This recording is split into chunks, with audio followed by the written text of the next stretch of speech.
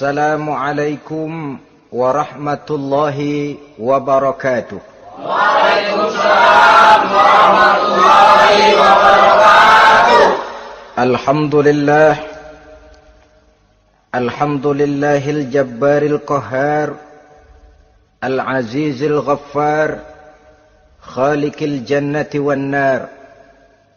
Wassalatu wassalamu ala sayyidina wa maulana Muhammadinil Mukhtar wa ala alihi wa ashabihil adhar. Amma ba'du. Saudara-saudara kaum muslimin rahimakumullah. Pada pertemuan kali ini kita akan membicarakan tentang neraka dan calon-calon penghuninya. Sesungguhnya kalau kita bicara tentang neraka, artinya kita bicara tentang akhirat. Dan kalau kita bicara tentang akhirat, kita bicara tentang alam gaib yang merupakan salah satu dari rukun iman yang 6, percaya kepada alam gaib. Kalau sudah bicara alam gaib, maka ini di luar batas kemampuan nilai-nilai ilmiah dan di luar batas kemampuan renungan filsafat. Ilmu pengetahuan akan buntu kalau sudah membicarakan alam gaib. Artinya, kehidupan di akhirat itu tidak bisa diteliti secara ilmiah. Filsafat pun akan ngambang kalau sudah membicarakan kehidupan di alam gaib. Karena itu kalau kita kembali kepada logika, jika kita ingin mengerti tentang caranya membuat bangku, kita pergi ke tukang bangku dan bertanya kepadanya. Kita ingin mengerti cara membuat mobil, kita pergi ke tukang mobil, ke bengkel mobil, dan bertanya kepada ahlinya. Pun dalam urusan alam gaib, sudah sewajarnya kita kembali kepada penjelasan dari sang pencipta alam gaib, yakni Allah subhanahu wa ta'ala. Dan melalui kitabullah Al-Quranul Karim, Allah telah menjelaskan masalah-masalah gaib berupa kehidupan di sorga dan neraka itu secara jelas dan pasti.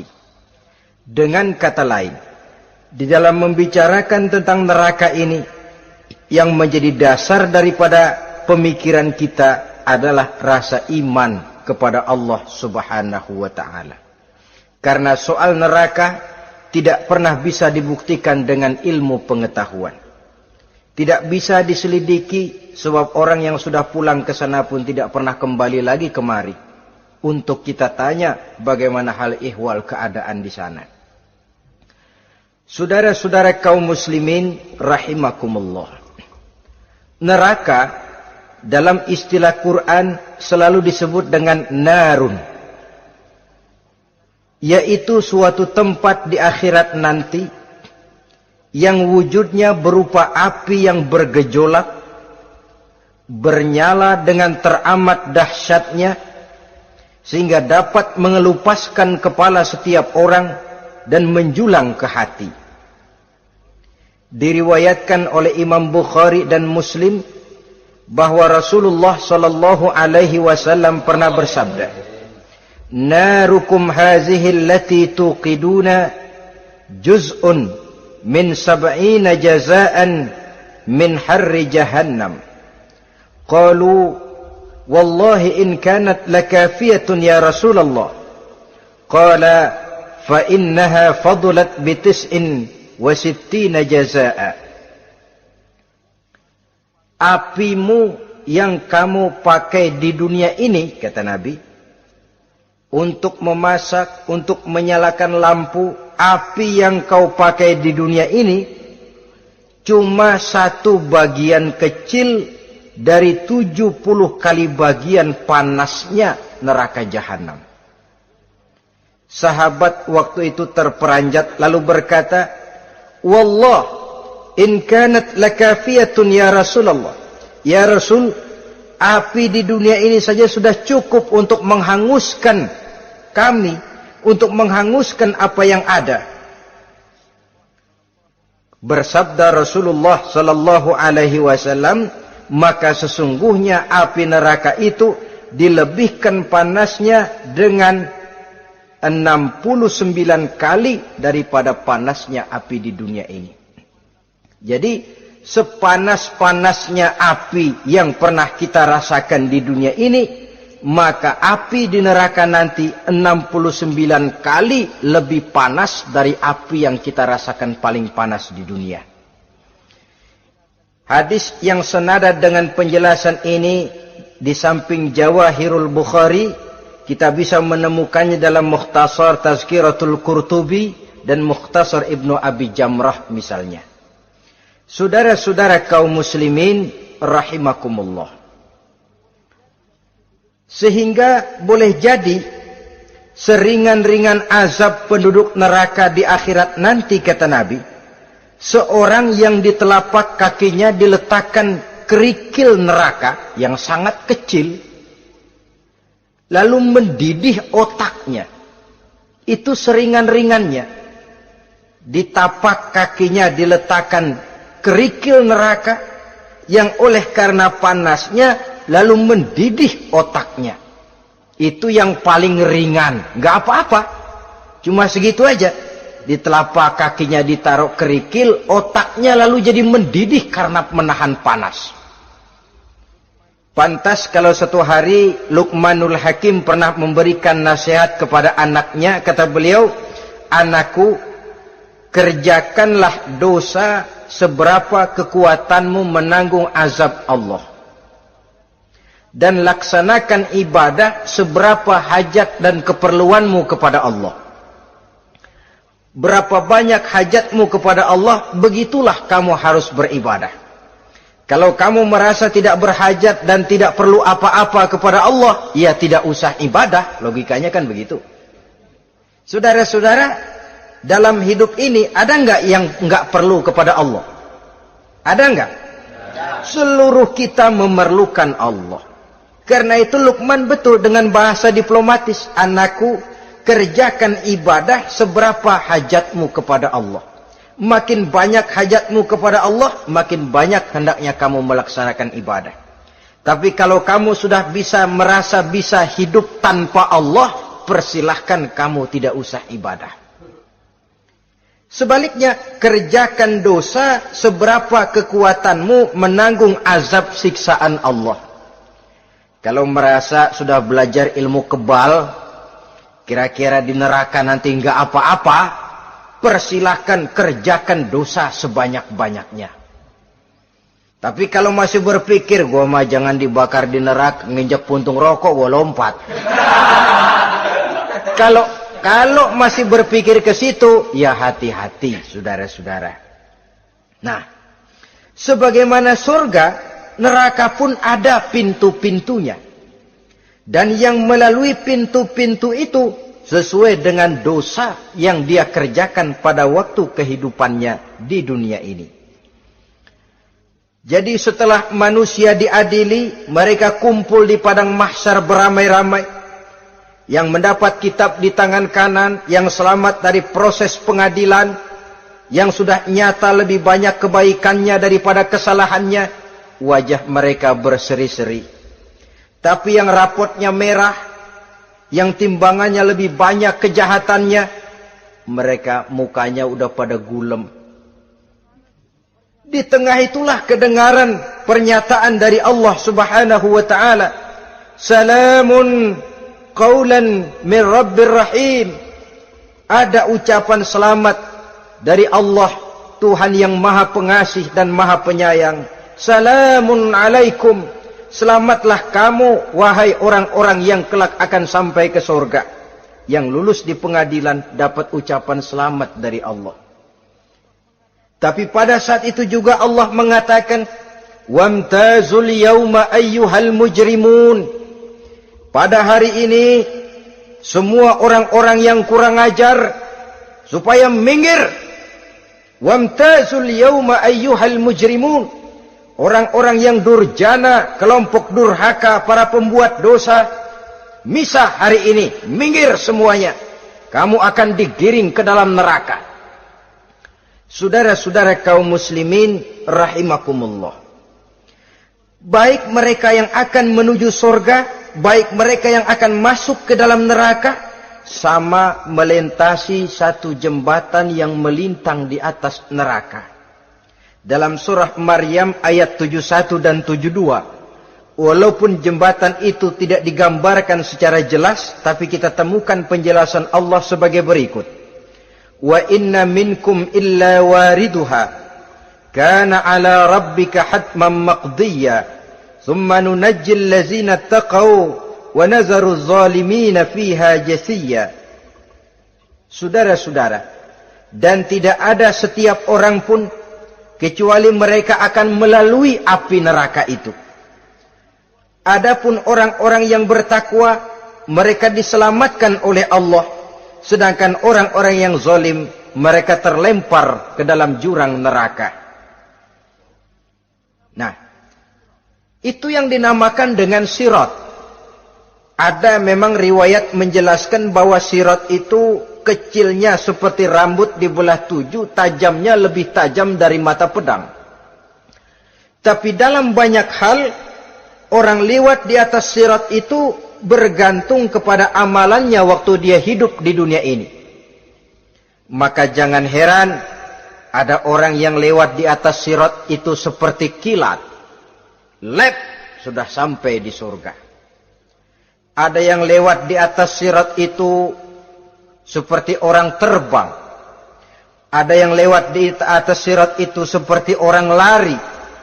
Ada yang seperti jalannya onta. Ada yang merangkak. Ada yang gelantungan. Ada yang sudah hampir sampai ke tepian sana untuk masuk ke dalam surga, terpeleset nyemplung juga ke dalam neraka. Sesuai dengan amalan pada waktu mereka hidup di kehidupan dunia yang sekarang ini. Saudara-saudara kaum muslimin rahimakumullah. Apabila orang terperosok lalu masuk ke dalam neraka, bagaimanakah ihwal keadaan di neraka? Panasnya sudah kita jelaskan tadi. 70 kali lipat dari sepanas-panasnya api di dunia ini. Lalu orang-orang yang masuk ke dalam neraka, mereka juga mendapat pakaian, makanan, minuman, perhiasan. Tapi makanannya, minumannya, perhiasannya lain dengan orang-orang yang sampai di surga. Mereka juga diberikan buah-buahan, sebab di neraka juga ada pohon. Namanya pohon zakum. Buahnya duri dari api. Dan itu yang akan jadi lalap makanannya orang-orang neraka. Di dalam surah As-Saffat ayat 64-65 Allah Subhanahu wa taala menjelaskan, innaha syajaratun takhruju fi aslil jahim tal'uha ka'annahu ru'usus syayatin. Sesungguhnya pohon zakum itu adalah satu pohon yang akarnya keluar dari dasar neraka, yang buahnya seperti kepala setan. Ini sudah untuk bahasa yang sangat menyeramkan ini. Pohon itu tumbuh dari dasar neraka, buahnya mirip kepala setan. Itu akan dijadikan makanannya orang-orang yang ada di dalam neraka. Perhiasannya apa? Surah Al-Insan ayat 4. Inna a'tadna lil kafirina salasilan wa aghlalan wa sa'ira. Sesungguhnya kami sediakan bagi orang-orang kafir itu di dalam neraka segala macam rantai, cambuk-cambuk dan belenggu-belenggu neraka, terbuat dari api neraka, siap untuk merantai, membelenggu dan mencambuk mereka. Jadi dikasih perhiasan, lehernya dikalungin rantai, tangannya dipakein belenggu, ada cambuk-cambuk yang seluruhnya terbuat dari api neraka. Begitu mereka sampai ke pintu neraka yang namanya malaikat Zabaniyah, penjaga neraka, udah bukan main gemesnya dah. Ya, nyambutnya nggak ada ramahnya. Lain sama malaikat Ridwan, penjaga surga. Ramah, murah senyum, Begitu orang mau masuk surga, salamun alaikum tibtum fadkhuluha khalidin. Keselamatan atas kamu, sungguh kamu telah beruntung. Sekaranglah masuk kamu ke dalam surga dan kekalah tinggal selama-lamanya di sana. Ramah, murah senyum, selamat datang, selamat tiba di tempat yang penuh kenikmatan. Mari persilahkan. Ini malaikat Ridwan. Malaikat Malik, malaikat Zabaniyah lain lagi. Dia nungguin pabrik. Sadis menerima. Matanya melotot. Ini dia. Manusia-manusia kurang ajar. Yang waktu di dunia sudah datang para rasul. Sudah turun agama. Sudah datang Al-Quran. Tapi belagak pilon. Sini loh. Nih rantai. Belenggu. Lalu dirangkeng. Dimasukkan ke dalam neraka. Na'udzubillah. Summa na'udzubillah. Saudara-saudara. Lalu terpikir oleh kita. Kalau begitu panasnya api neraka, sekali lempar orang terus mati dong. Ya enak kalau boleh begitu sih. Begitu dilempar ke neraka terus mati, enak. Ternyata tidak. Kepedihan neraka adalah kepedihan yang kekal dan terus menerus. Tidak satu saat pun orang-orang di dalam neraka pernah merasakan kesenangan. Tidak sesaat pun. Kali semenit kayak ngasok, enggak, terus menerus berada dalam kepedihan yang tiada tara. Al-Quran menjelaskan, kullama nadijat juluduhum baddalnahum juludan ghairaha. Apabila hancur kulitnya, kami ganti dengan kulit yang baru. Supaya apa? Liyazukul azab, biar dia rasain azab. Tuh, rasain dulu. Hancur kepalanya, buletin lagi, hancur kulitnya, bikin lagi, berantakan isi perutnya, disempurnakan lagi, digiling lagi. Terus menerus begitu, tidak sedetik pun penduduk neraka itu pernah mengalami istirahat. Barangkali pakai jam istirahat lumayan, ini enggak ada. Ada bel, kleneng, istirahat, azab dicabut. Tidak. Terus menerus dan selalu begitu. Satu detik saja pun mereka tidak pernah istirahat dari siksaan dan azab yang mereka terima. Saudara-saudara kaum muslimin rahimakumullah. Lalu bagaimana keadaan mereka? Ada orang-orang di dalam neraka itu yang dikenakan pakaian dari api neraka. Luar biasa. Dikasih pakaian dinas dari api. Kemudian kepalanya dituangi air yang sedang mendidih. Yang dengan tuangan air itu dihancur luluhkan segala isi perutnya dan kulit-kulitnya. Setelah itu mereka dicambuk dengan cambuk-cambuk dari besi.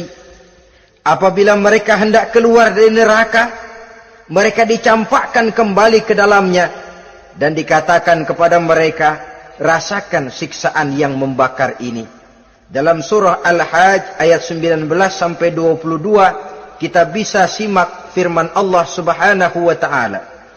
Fallazina kafaru qutti'at lahum siyabun min nar yusabbu min fawqi ru'usihimul jahim yus'aru bihi ma fi butunihim wal julud wa lahum maqami'u min hadid. Kullama aradu an yakhruju minha min ghammin u'idu fiha wa zuku azabal hariq. Na'udzubillah summa na'udzubillah. Diberikan pakaian dari api, melolong, menyayat dia, memilukan, merintih dan meraung-raung. Lalu kepalanya diguyuri dengan air yang sangat mendidih. Hancur luluh isi perutnya, masih dicambuk lagi dengan cambuk-cambuk dari besi. Mereka merambat, mereka meraung, mereka hendak lari, mereka ingin keluar dari neraka. Tapi tiap kali mereka merambat ingin keluar, ditarik lagi. Kalau ucara kita, ayo, mau kemana lo? Apa kata malaikat penjaga neraka? Zuku azabal hariq. Rasa ini, makan pencarian lo waktu di dunia. Saudara-saudara, lalu ada pula siksaan penduduk neraka itu, di mana dahi, lambung dan punggung mereka dipanggang dengan api neraka. Allah Karim. Kita di dunia ini tertusuk paku saja waktu berjalan, sudah bukan main pedihnya. Tertusuk duri saja, sudah bukan main pedihnya. Ini punggungnya, lambungnya, macam disate, dipanggang dari api neraka.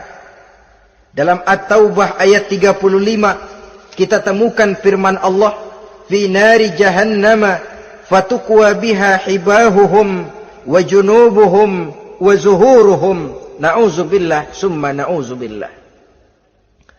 Kemudian ada pula penduduk neraka itu yang disiksa, lehernya diikat dengan rantai. Mereka spontan diseret-seret dengan sekeras-kerasnya dan dilemparkan ke dalam lautan air yang sedang mendidih. Kemudian mereka dibakar dalam api yang bergejolak dan menyala-nyala. Pada surah Al-Mu'min ayat 71 dan 72, Allah Subhanahu wa taala menjelaskan, izil aghlalu fi a'nakihim wassalasil yushabuna fil hamim summa fin nari yusjarun. Ketika belenggu dan rantai dipasang di leher mereka supaya mereka diseret ke dalam air yang sangat panas, kemudian mereka dibakar dalam api. Ada lagi penduduk neraka yang dipegang jambulnya lalu diseret ke tengah-tengah neraka, kemudian kepalanya digerujugi dengan air yang mendidih seperti yang dijelaskan dalam surah Ad-Dukhan ayat 47 dan 49. Pendeknya, azab dan siksaan neraka itu sesuailah dengan amalan dosa yang dikerjakan manusia pada waktu kehidupan di dunia ini. Maka dalam puncak perjalanan Mi'raj misalnya, kepada Rasulullah sallallahu alaihi wasallam diberikan berbagai macam penglihatan sebagai contoh dan tamsil dari kehidupan di dunia ini.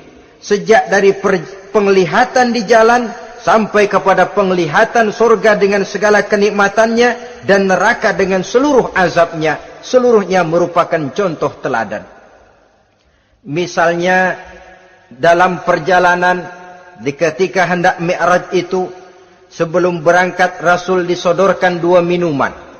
Segelas berisi arak, segelas lagi berisi susu.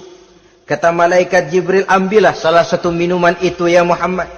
Lalu Rasul dengan tidak ragu-ragu, mantap betul beliau mengambil gelas yang berisi susu, lalu beliau minum. Setelah beliau minum itu, malaikat Jibril berkata, "Shaddaqta ya Muhammad." Engkau telah benar Muhammad. Laqad asabtal haq, pilihanmu tepat. Kenapa ya Jibril? Untung susu yang kamu minum Muhammad. Kalau arak yang kamu ambil, pasti umatmu bakal jadi umat yang teler semua. Ini pun satu contoh buat kita semua, bahwa dalam kehidupan kita selalu berhadapan dengan susu dan arak, berhadapan dengan hak dan batil, berhadapan dengan benar dan salah. Maka hati-hati kita jangan sampai salah pilih karenanya. Lalu yang ada kaitannya dengan persoalan kita, penglihatan yang diberikan Allah kepada beliau di neraka. Beliau melihat sekelompok orang dilontari kepalanya dengan batu dari api neraka. Tiap kali dilontari kepala itu hancur berkeping-keping, berantakan otaknya. Lalu dibulatkan kembali. Setelah kepala itu bulat kembali, disambitin lagi. Menjerit, meraung, merintih kesakitan. Hancur kepalanya, berantakan otaknya. Lalu dibulatkan lagi. Terus menerus begitu, tidak pernah berhenti. Sampai Rasul bertanya, "Ya Jibril, ini orang kenapa kepalanya dilontari dengan api neraka sampai hancur lalu dibulatkan kembali?" Kata malaikat Jibril, "Ya Muhammad, itulah contoh daripada umatmu yang berat untuk sujud kepada Allah Tuhannya. Itulah contoh dari umatmu yang waktu hidup di dunianya tidak pernah mendirikan solat sama sekali. Sombong yang paling sombong adalah sombong kepada Allah. Artinya tidak mau sujud kepada Sang Maha Penciptanya." Jadi barangkali saudara punya cita-cita atau keinginan, saya mau yang ini saja. Persilahkan, nggak usah sembahyang. Lalu ada lagi sekelompok kaum, perutnya besar, sebesar rumah, dililit dengan kala dan ular dari api neraka, diseret-seret dia di jurang neraka, dipatoki ular, hancur perutnya, dibulatkan lagi perut itu, diseret kembali, hancur lagi, dibulatkan lagi, terus menerus seperti itu. Kata Nabi, ya Jibril, ini apa lagi? Kata malaikat Jibril, wahai Muhammad, inilah contoh daripada umatmu yang waktu di dunia suka makan riba alias renten dan suka makan harta anak yatim, suka ngobyekin anak yatim, sok jadi pengasuh anak yatimnya lapar, pengasuhnya yang pada kenyang. Saudara hadirin yang saya muliakan, orang yang makan riba alias renten, orang yang makan harta anak yatim, begitu gambaran yang diperlihatkan kepada baginda Rasulullah sallallahu alaihi wasallam.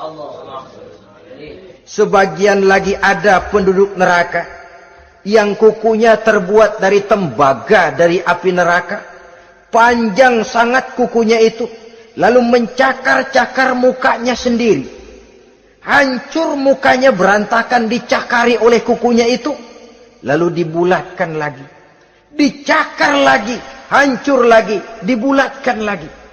Pengangguran bener nih orang, muka sendiri dicakarin sendiri. Ya Jibril, ini tamsil apa Jibril?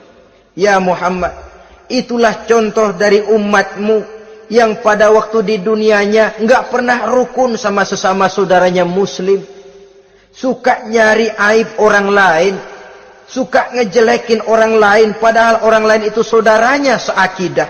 Kan sama dengan nyakar muka sendiri namanya, menepuk air di dulang, terpercik muka sendiri. Kejelekan saudaranya dikorek-korek, aib saudaranya diobral di pasar umum.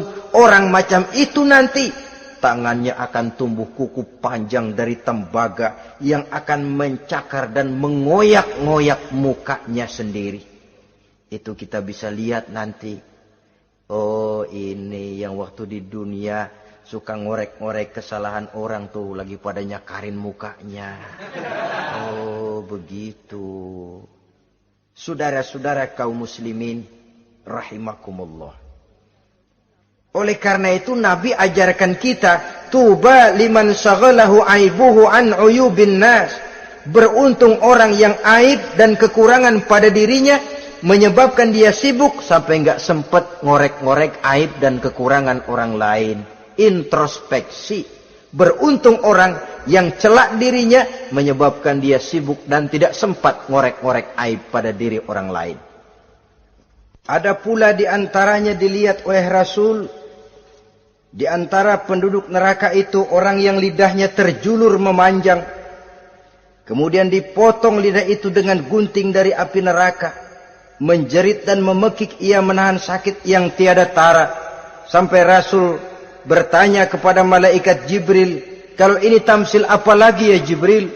Kata malaikat Jibril, wahai Muhammad, inilah contoh dari umatmu, orang-orang yang waktu di dunia tidak pandai menjaga lidahnya, suka menggunjing orang, suka memfitnah orang, suka ghibah dan namimah, suka ngomongin orang di belakang yang bersangkutan. Maka hari ini lidahnya menjulur menjadi panjang dan dipotong dengan gunting dari api neraka. Lalu Rasul juga melihat sekelompok orang perempuan tergantung rambutnya dari gantungan api neraka, kemudian dipanggang dari duburnya sampai ke atas kepalanya dengan tombak dari api neraka, meraung dan merintih serta mengeluarkan nanah dari kemaluannya. Rasul bertanya, ini apa lagi ya Jibril? Kata malaikat Jibril, inilah perempuan yang waktu di dunia tidak pandai menjaga kehormatan dirinya, ahli zina dan tukang umbar. Saudara-saudara kaum muslimin rahimakumullah, Banyak lagi tamsil-tamsil yang dicontohkan dalam puncak perjalanan Mi'raj yang seluruhnya merupakan peringatan bagi kita umat Rasulullah sallallahu alaihi wasallam. Nah, kemudian sekarang marilah kita bicarakan neraka itu satu demi satu. Yang pertama, dan ini yang paling dikenal orang, neraka Jahannam atau naru Jahannam. Siapa yang dijelaskan Allah akan menjadi penghuni neraka Jahannam ini? Pertama dalam surah Al-Ankabut ayat 68. Wa man azlamu mimman iftara 'ala Allahi kadziban aw kadzdzaba bil haqqi lamma ja'ahu alaysa fi jahannam maswal lil kafirin. Adapun orang-orang yang zalim kepada Allah, mendustakan ayat-ayat Allah dan mendustakan kebenaran setelah datang kebenaran itu, bukankah neraka Jahannam merupakan tempat kembali bagi orang-orang kafir? Jadi dalam Al-Ankabut ayat 68 ini dijelaskan, penduduk neraka Jahannam itu pertama adalah orang-orang kafir. Siapa orang kafir? Menurut keyakinan akidah kita, setiap orang di luar Islam adalah kafir. Kemudian yang kedua dalam surah Al-Hijr ayat 42 dan 43, penduduk neraka Jahannam itu, inna ibadi laisa laka alaihim sultanun illa man ittaba'aka minal ghawin wa inna jahannama la maw'iduhum ajma'in.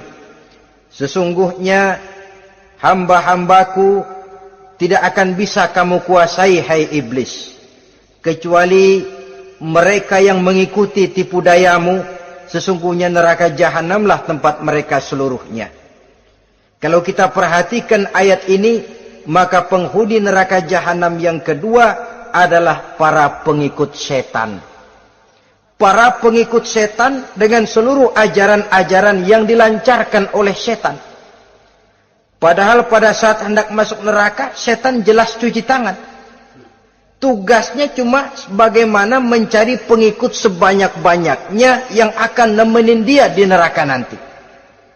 Tapi pada saat orang digiring ke dalam neraka, setan cuci tangan.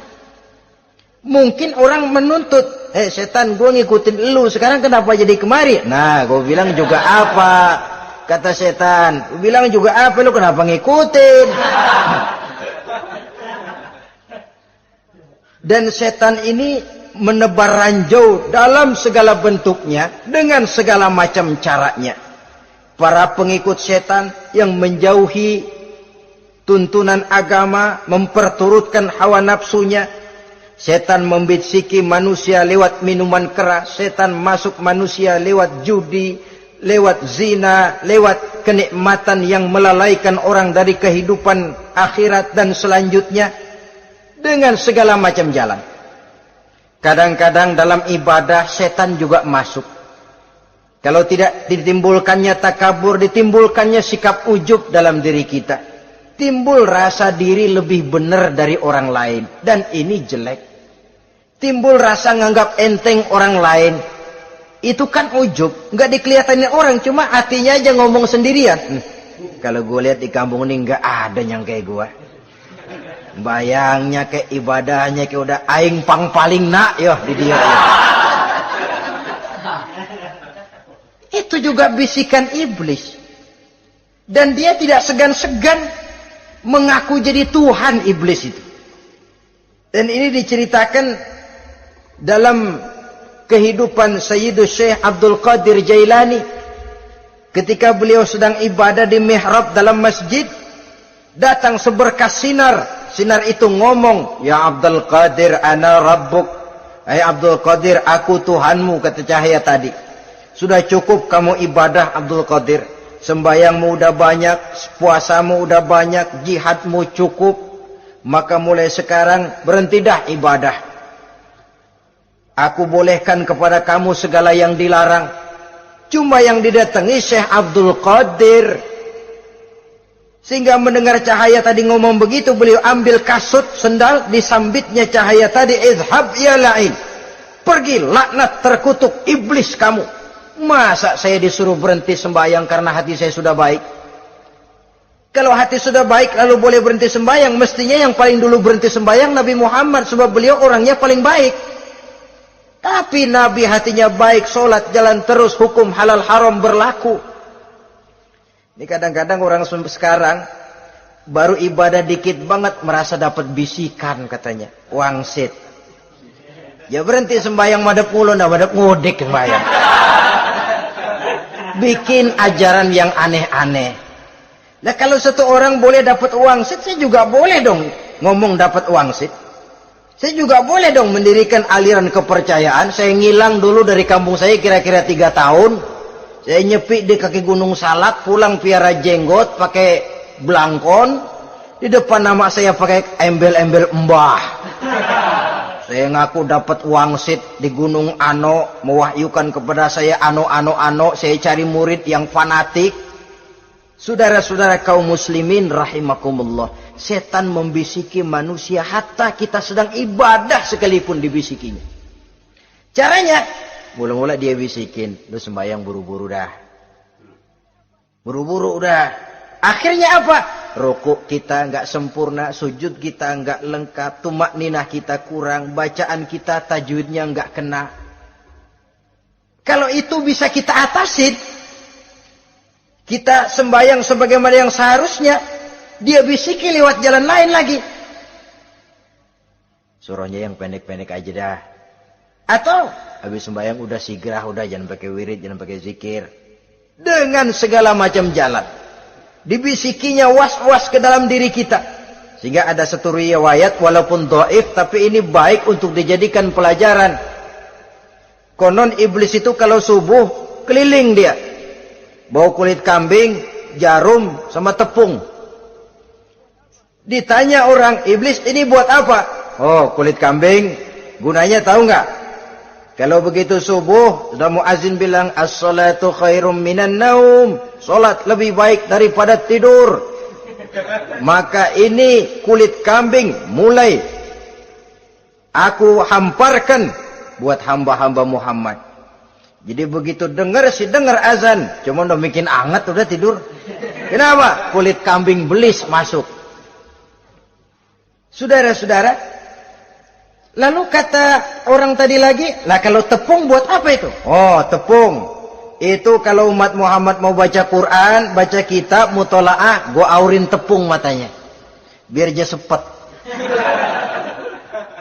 Makanya kalau sudah ngaji, baca Quran, bawaannya udah ngantuk aja ngantuk. Oh begitu, iya. Nah kalau duri paku itu buat apa? Nah ini duri paku. Kalau umat Muhammad mau hadir di majelis taklim, mau pergi ngaji, mau duduk iktikaf di masjid, gua pasangin paku di pantatnya. Jadi kalau sudah duduk di masjid, kelasat, kleset.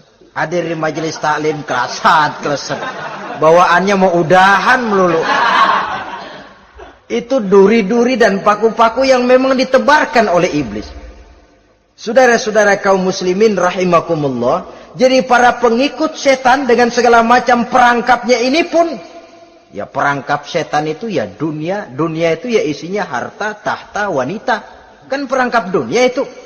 Harta, tahta, wanita, ini sering bikin orang buta. Perangkap dunia dan merupakan perangkap setan sekaligus. Nah, yang ketiga, penghuni neraka jahanam adalah para pembuat dosa, orang-orang yang durhaka. Dalam Toha ayat 74 Allah menjelaskan, innahu may ya'ti rabbahu mujriman fa inna lahu jahannam. Sesungguhnya orang-orang yang datang menghadap Allah dengan berlumuran dosa, maka sesungguhnya bagi mereka adalah neraka jahanam. Dan yang keempat, penghuni neraka jahanam orang yang kufur nikmat. Tidak cuma kufur iman, tapi kufur nikmat bisa menyebabkan orang masuk neraka jahanam. Belum pernah merasakan dalam hidupnya bahwa Allah memberikan nikmat kepadanya, bagaimanapun besar karunia dan nikmat itu.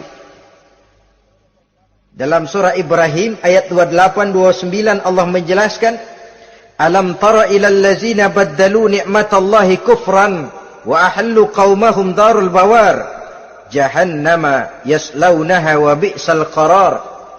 Tidaklah engkau perhatikan, tidaklah kau lihat orang-orang yang mengganti, menukar nikmat Tuhannya dengan kekufuran. Diberikan nikmat berupa Islam, digantinya dengan kekufuran. Dia tidak tahan kesengsaraan dunia lalu memilih kesengsaraan akhirat. Padahal kesengsaraan akhirat lebih abadi dari kesengsaraan dunia. Ada orang yang gak tahan miskin dunia, lalu menjatuhkan pilihan lebih memilih miskin akhirat. Ya Allah, keliru besar. Karena gak tahan hidup miskin di dunia, ada yang nawarin ngasih supermi 3 bungkus, iman telap. Ada yang ngasih beras, pindah agama.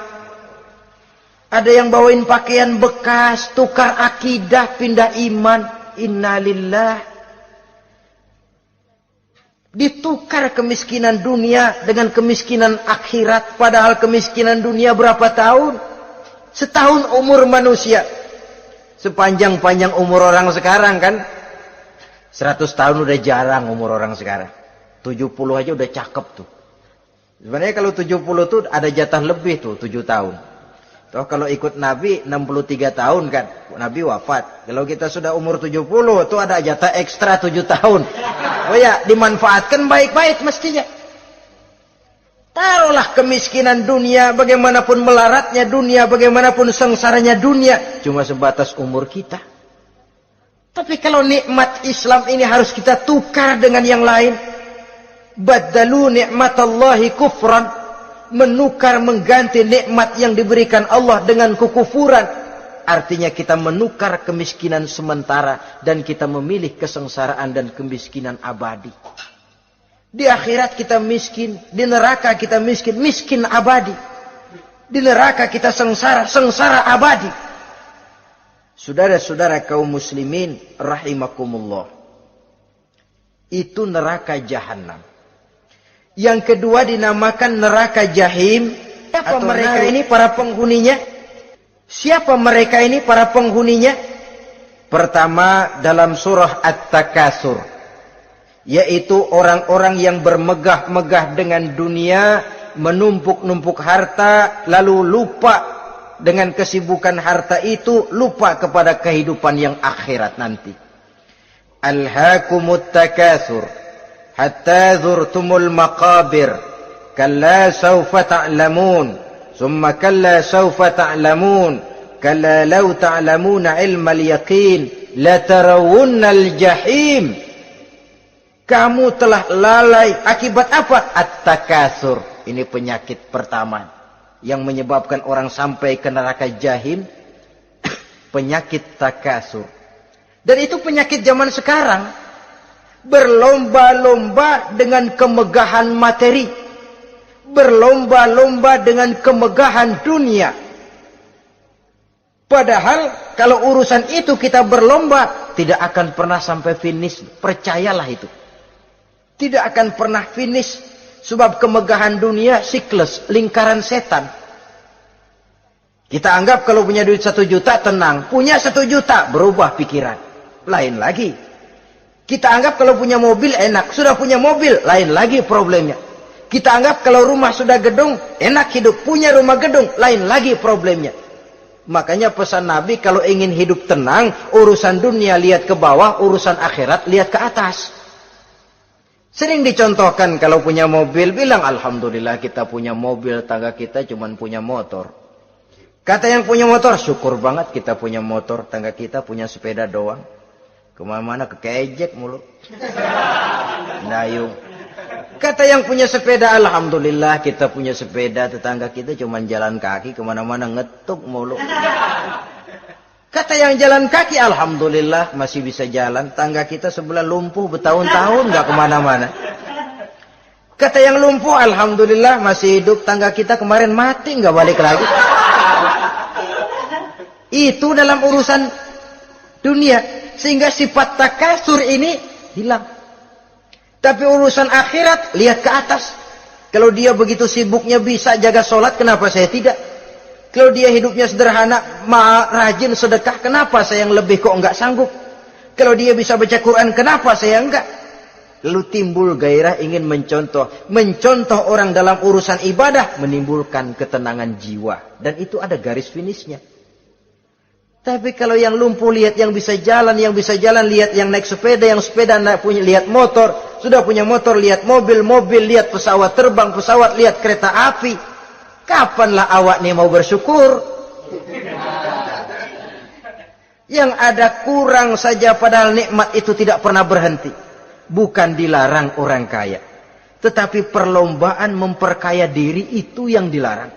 Karena kalau sudah perlombaan namanya jor-joran sifatnya. Prinsipnya tujuan menghalalkan cara ini yang dijaga oleh agama. Saudara-saudara, selain penyakit takasur yang menyebabkan orang sampai ke neraka jahim, juga perbuatan durjana. Dalam Al-Infitor ayat 13-14, innal abrara lafi na'im wa innal fujjara lafi jahim. Orang-orang yang berbakti, berbuat kebajikan, mereka akan mendapatkan neraka surga naim. Tetapi orang-orang yang fujar, durjana, kurang ajar, durhaka, lafi jahim, mereka akan mendapatkan neraka jahim.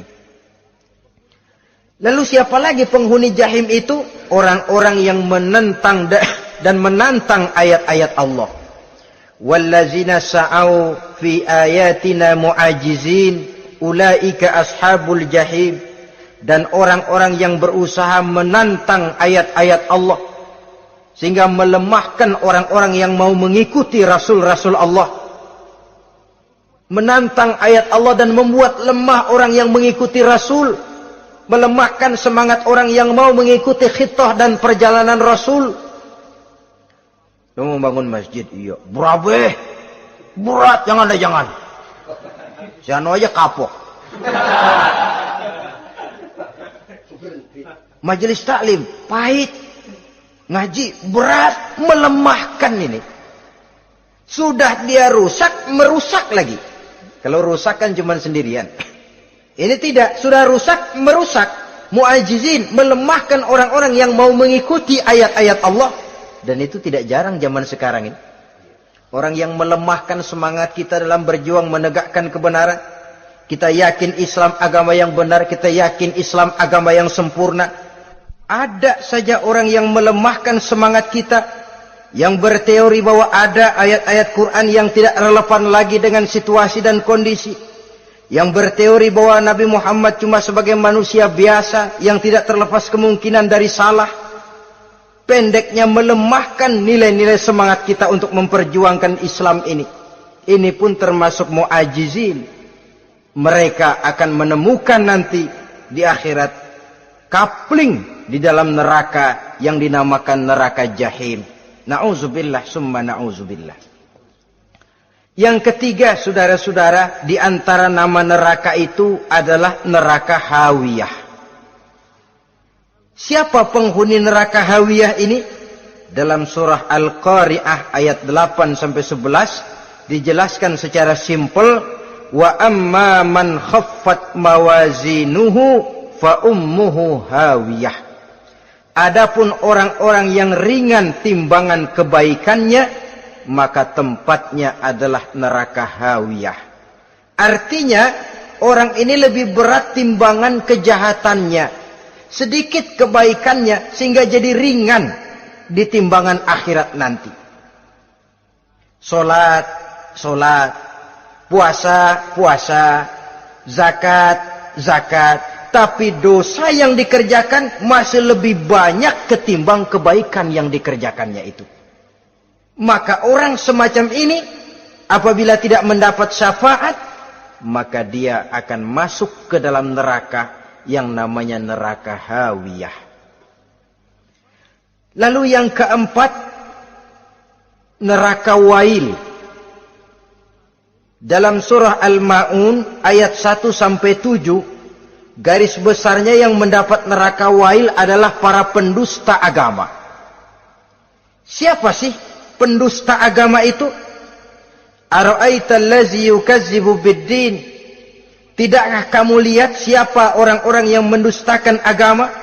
Mendustakan agama, beragama tapi bohong, salatnya bohong, hajinya bohong, puasanya bohong, mendustakan agama. Siapa mereka? Fadzalikal ladzi yad'ul yatim. Pertama, orang yang suka menghardik anak yatim. Anak yatim yang lemah, anak yatim yang tidak berdaya, yang hidup dipayungi kemiskinan dan kekurangan, bukan ditolongnya, malah dihardiknya. Jangan lupa, saudara yang sudah 2-3 kali pergi ke Makkah, saudara yang khusyuk dalam sujudnya, saudara yang mantap dalam puasanya, mungkin saja bisa terhalang masuk ke dalam surga, karena di samping rumah saudara ada anak yatim merintih menahan lapar dan haus. Saudara tahu, saudara mampu, tapi saudara diam saja, tidak mau mengulurkan tangan. Mungkin itu yang akan mengganjal saudara untuk masuk ke dalam surga. Wala yahuddu ala tu'amil miskin. Mereka membiarkan fakir miskin, tidak memberikan makan.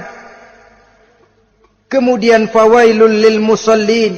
Mereka juga melalaikan solat. Allazina hum an solatihim sahun. Allazina hum yura'un. Mereka juga riak di dalam amalnya. Saudara hadirin kaum muslimin rahimakumullah. Melalaikan solat, kemudian riak dengan amalnya, termasuk amalan solatnya. Kalau jadi imam, bahasanya dibuat sepasih-pasihnya, surahnya yang panjang-panjang, paling pendek sabbihis sama wadduha. Tapi kalau solat sendirian cukup qul huwallahu ahad sama inna a'toinakal kautsar. Hilang lagi nilai keikhlasannya. Dan terakhir, mereka enggan untuk membayar zakat. Yang memenuhi ciri-ciri inilah yang dikatakan sebagai pendusta agama. Menghardik yatim, membiarkan fakir miskin, melalaikan solat, ria, dan enggan membayar zakat. Mereka divonis mendapat neraka wail, seperti dalam surah Al-Ma'un ayat 1 sampai dengan 7. Saudara-saudara kaum muslimin rahimakumullah. Yang kelima, neraka sa'ir. Neraka sa'ir ini pertama buat mereka yang memakan harta yatim. Kalau tadi tidak mau membantu, ini malah membantu tapi tujuannya malah ngobyekin anak yatim. Mereka yang memakan harta yatim, dalam An-Nisa ayat 10, innal ladzina ya'kuluna amwalal yatama zulman innama ya'kuluna fi butunihim nara wa sayaslawna sa'ira. Sesungguhnya orang-orang yang memakan harta anak-anak yatim dengan zalim, mereka sebenarnya telah memakan neraka, memasukkan api neraka ke dalam perutnya. Mereka akan dilontarkan ke neraka sa'ir. Selain itu, orang-orang yang mengingkari apa yang diturunkan oleh Allah Subhanahu wa ta'ala, mengingkari kebenaran Quran, mengingkari Rasul, pendeknya mengingkari Islam, dijelaskan dalam surah Luqman ayat 21. Yang keenam, saudara-saudara, yang dinamakan dengan neraka laza namanya. Pertama, untuk pembangkang dan orang yang menjauhi agama. Yang kedua, orang yang berpaling dari kebenaran. Dan yang ketiga, orang yang suka menumpuk-numpuk harta dan menyimpannya, tidak mau membayar zakat, infak, apalagi sedekah. Ini kita temukan penjelasannya dalam surah Al-Ma'arij ayat 15 dan 17. Yang ketujuh dinamakan neraka Sakor. Siapa penghuni neraka Sakor ini? Pertama, orang yang tidak pernah sholat. Yang kedua, tidak pernah memberi makan orang-orang miskin. Yang ketiga, ahli membicarakan yang batil. Strategis betul dia, ulung kalau sudah mengatur kebatilan. Kemudian yang keempat, orang yang mendustakan hari akhir. Dalam surah Al-Muddatsir ayat 42 sampai 47, kepada penduduk neraka Sakor ditanya, "Ma salakakum fis Sakor?" Apa yang menyebabkan kamu masuk ke dalam neraka Sakor? Qalu lam naku minal musallin wa la naku nut'imal masakin wa kunna nakhudu ma'al khaidin wa kunna nukadzibu yaumaddin. Mereka menjawab, kami di dunia tidak pernah sholat, tidak pernah memberi makan fakir dan miskin. Kami selalu berkumpul dengan orang-orang yang batil dan membicarakan kebatilan, dan kami mendustakan adanya hari akhir. Yang kedelapan, yang terakhir adalah neraka Khutamah. Ini diperuntukkan bagi para pengumpat, pencela, para penghina orang lain, mencari aib saudaranya, kemudian juga mereka menumpuk, menghitung-hitung harta, lalu kikir dan bakhil dengan hartanya itu. Dalam surah Al-Hujurat ayat 11-12, kemudian surah Al-Humazah ayat 1 sampai dengan 7, kita temukan penjelasan itu. Pada akhirnya saudara-saudara, kalau penduduk surga mereka kekal di dalamnya, maka penduduk neraka ini ada dua macam. Ada penduduk musiman, ada penduduk permanen. Kalau yang namanya penduduk permanen, itu sudah punya paspor, KTP itu. Memang penduduk permanen itu mereka yang kekal selama-lamanya di dalam neraka. Mereka lah orang-orang musyrik dan orang-orang kafir, termasuk orang-orang munafik. Bahkan lebih dahsyat lagi yang namanya munafik. Kata Allah, innal munafiqin fid darkil asfal minan nar. Orang munafik itu berada di dasar jurang neraka yang paling bawah, keraknya neraka. Saudara-saudara, adapun penduduk yang semi permanen, ia masuk neraka buat sementara saja, sekedar dengan dosa-dosa yang dikerjakannya. Mereka adalah orang-orang mukmin yang asli, orang-orang Islam yang waktu di dunianya berbuat dosa. Mereka masuk ke dalam neraka, menerima azab sesuai dengan dosa yang dikerjakannya. Setelah itu mereka akan diangkat dari surga untuk ditempatkan di dalam, mereka akan diangkat dari neraka untuk ditempatkan di dalam surganya Allah Subhanahu wa ta'ala. Seperti banyak dijelaskan dalam hadis-hadis sahih yang diriwayatkan oleh Imam Bukhari dan Muslim. Nah, inilah sekelumit tentang neraka dan calon-calon penghuninya. Mudah-mudahan Allah jauhkan kita, Allah jauhkan anak cucu kita, Allah jauhkan seluruh keluarga kita dari neraka dan dari azab neraka. Terima kasih dan mohon maaf. Wassalamualaikum warahmatullahi wabarakatuh. Waalaikumsalam warahmatullahi wabarakatuh.